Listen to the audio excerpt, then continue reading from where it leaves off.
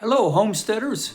Today we're going to talk about watering the garden with gray water. We have video presentations about gray water. On our homestead we don't even have a well. We just depend on rainwater and we only get 7 to 9 inches per year. The reason we've done this is that many people can't afford to have a well. And we wanted to see if we could kind of lead the way and show that you can do this without expensive technology. The gray water comes from our laundry work. Now remember, the gray water is usable because we use a special Oasis soap. And there's another presentation you can look at about Oasis. For about 30 years, they've been successfully using their soap so that you can use that gray water that contains your soap without damaging your plants. Most soap has salt in it that will eventually build up and kill your plants.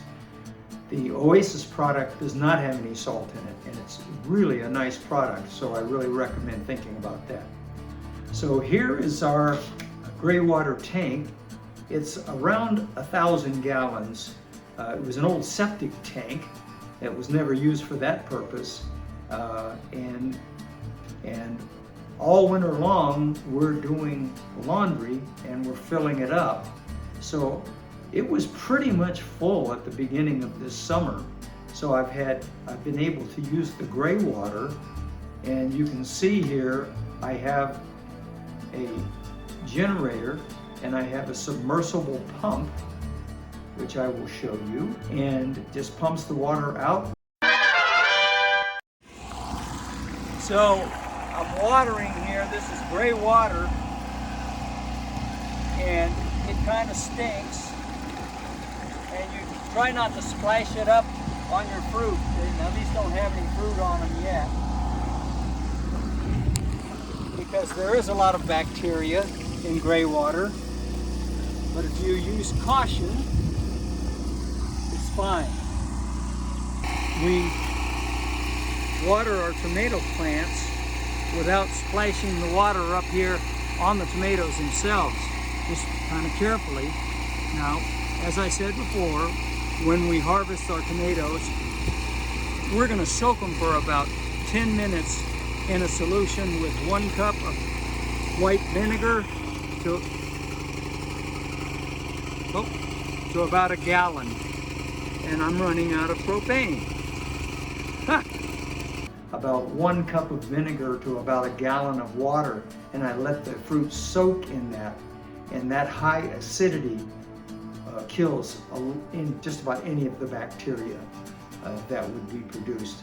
So we've never had any problems with stomach, bugs or anything like that using the gray water. But when you use gray water, you have to be thoughtful. I don't put it, right on top of my food that I'm going to eat and then be careless about the way that I prepare the food. I water the raspberries, I water my tomato plants, my pepper plants, and that's basically it for the gray water. The reason I don't use the gray water on, for instance, onions, is that I don't want to have possible problems. So I'm doing my best not to splash the gray water up onto the fruit. So in the tomatoes, you'll see the way I have them pruned, I can water them without getting the gray water on the fruit. But the gray water is a game changer here. It means that every drop of water I use, I can use it 2 or 3 times. And that really makes a difference here where water is so scarce.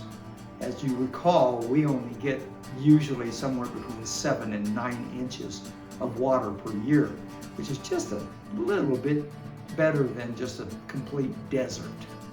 Like I say, it's a game changer. It's made a big difference. It means that we can grow a lot more food with the water that we have available here on our homestead.